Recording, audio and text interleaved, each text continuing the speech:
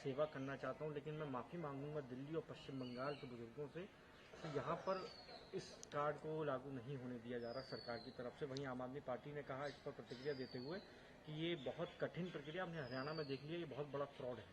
देखिए साहब, ऐसा है, प्रधानमंत्री कुछ भी कहें, आयुष्मान योजना का जो हम लोगों ने देखा है क्रियान्वयन पूरे देश में, वो बिल्कुल भी सेटिस्फैक्ट्री नहीं है।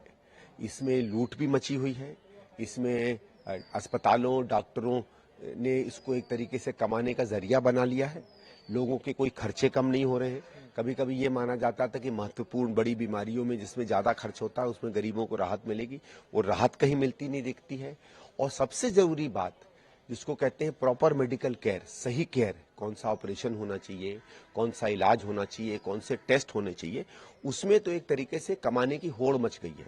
ये बार बार कहानी निकल कर आती है कि जिन टेस्टों की जरूरत नहीं है वो कराए जाते हैं, जिस तरीके का उपचार होना चाहिए उससे कहीं ज्यादा बढ़ चढ़ के खर्चे कराए जाते हैं। और क्या होता है, क्योंकि इसमें कुछ एक लिमिट दी हुई है, वो लिमिट पहले ही खत्म हो जाती है। जब सही में परिवार का कोई व्यक्ति बीमार पड़ता है तो 2 रुपए नहीं बचते हैं।